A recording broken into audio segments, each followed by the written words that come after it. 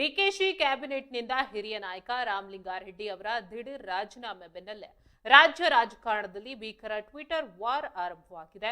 ಸಚಿವ ಸ್ಥಾನ ಹಂಚಿಕೆಯಾದ 2 ದಿನಕ್ಕೆ ಮೊದಲ ವಿಕೆಟ್ ಪತನಗೊಂಡಿರುವುದನ್ನ ಮುಂದಿಟ್ಟುಕೊಂಡು ಕರ್ನಾಟಕ ಬಿಜೆಪಿ ಕಾಂಗ್ರೆಸ್ ಸರ್ಕಾರದ ವಿರುದ್ಧ ಸಾಲು ಟ್ವೀಟ್ ಮಾಡುವ ಮೂಲಕ ತೀಕ್ಷ್ಣವಾಗಿ ವ್ಯಂಗ್ಯವಾಡಿದೆ. ಪಿಕ್ಚರ್ ಅಭಿ ಬಾಕಿ ಹೇ ಎಂದು ರಣಕಹಳೆ ಊದಿರುವ BJP interval CM DK Shivakumar ಅವರ ಅವಧಿಯಲ್ಲೂ ಕಾಂಗ್ರೆಸ್ನಲ್ಲಿ ಆಂತರಿಕ ಕಿತ್ತಾಟ ಮುಂದುವರಿಯಲಿದೆ ಎಂಬ ದೊಡ್ಡ ಸಂದೇಶ ರವಾನೆಯಾಗಿದೆ ಎಂದು ಕುಟುಕಿದೆ. ಆಂತರಿಕ ಕಚ್ಚಾಟಗಳಲ್ಲೇ ಮುಳುಗಿರುವ ಕೈ ಸರ್ಕಾರದಿಂದ ರಾಜ್ಯದ ಹಳಿ ತಪ್ಪಿರುವ ಆಡಳಿತ ಸರಿದಾರಿಗೆ ಬರಲು ಸಾಧ್ಯವೇ ಎಂದು ನಾಡಿನ ಜನರ ಪರವಾಗಿ ಪ್ರಶ್ನೆಯನ್ನ ಮಾಡಿದೆ. ಈ ಪೆಟ್ಟು ಯಾರ ಒಳ ಏಟು ಎಂದು ತಿಳಿದುಕೊಳ್ಳೋದ್ರಲ್ಲೇ ಕಲ್ಲು ಬಂಡೆ ಜಲ್ಲಿ ಪುಡಿಯಾಗುವ ಎಲ್ಲ ಮುನ್ಸೂಚನೆ ಸಿಕ್ಕಿದೆ ಎಂದು ನೇರವಾಗಿ ಸಿಎಂ ಡಿಕೆಶಿಗೆ ಟಾಂಗ್ ನೀಡಿದೆ.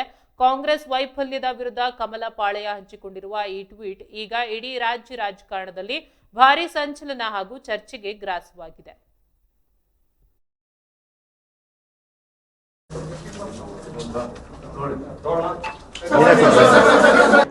ಎಂಟು ಬಾರಿ ಬೆಂಗಳೂರು ನಗರದಲ್ಲಿ ಶಾಸಕನಾಗಿ ಜಯನಗರ ಮತ್ತು BTM ವಿಧಾನಸಭಾ ಕ್ಷೇತ್ರದಲ್ಲಿ ಶಾಸಕನಾಗಿ ಗೆದ್ದಿದ್ದೇನೆ.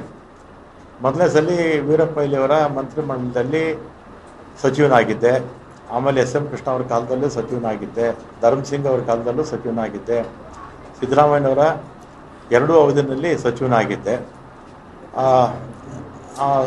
ಎಲ್ಲ ಮುಖ್ಯಮಂತ್ರಿಗಳ ಹತ್ರ ಕೂಡ ನಾನು ಯಾವತ್ತೂ ಕೂಡ ನನಗೆ ಮಂತ್ರಿ ಮಾಡಿ ಅಥವಾ ಇಂಥ ಪೋರ್ಟ್ಫೋಲಿಯೋ ಕೊಡಿ ಅಂತ ಯಾವ ಮುಖ್ಯಮಂತ್ರಿಗಳನ್ನು ನಾನು ಕೇಳಿರಲಿಲ್ಲ.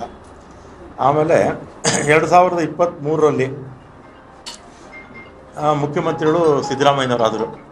ಆಗ ನಾನು ಅವ್ರನ್ನ ಹೋಗಿ ನಾನೇನು ಮಿನಿಸ್ಟ್ರ್ ಮಾಡಿ ಅಂತ ನಾನೇನು ಕೇಳಿರಲಿಲ್ಲ. ಅವರೇ ಕರೆದು ನನ್ನ ಮಿನಿಸ್ಟ್ರ್ ಮಾಡಿದ್ರು. ಆಮೇಲೆ 20ನೇ ತಾರೀಕು ಪ್ರಮಾಣ ವಚನ ಆಯಿತು. 23ನೇ ತಾರೀಕು ಸುರೇಶ್, ನಮ್ಮ ಬೈರತಿ ಸುರೇಶ್ ಈಗ ಮಂತ್ರಿಗಳಾಗಿದ್ದಾರೆ, ಅವರು ಫೋನ್ ಮಾಡಿ ಮುಖ್ಯಮಂತ್ರಿಗಳು ಮಾತಾಡಬೇಕಂತೆ ಬನ್ನಿ ಅಂದರು. ಕನ್ನಿಂಗ್ಯಾಮ್ ರೋಡ್ಗೆ ಹೋದೆ. ಅಲ್ಲಿ ಮೇಲ್ಗಡೆ ಯಾರೋ ಇದ್ದರು, ಸೆಲ್ಲರಲ್ಲೇ ಪಾರ್ಕಿಂಗಲ್ಲಿ ನಾನು ಸುರೇಶ್ ಮಾತಾಡಿದ್ವಿ. ಏನು ಕರೆದಿದ್ದೇನು ಅಂತ ಕೇಳಿದೆ. ಅದಕ್ಕೆ ನಿಮಗೆ ಬೆಂಗಳೂರು ಪೋರ್ಟ್ಫೋಲಿಯೋ ಕೊಡ್ತೀನಿ ಅಂತ ಹೇಳಿದರು.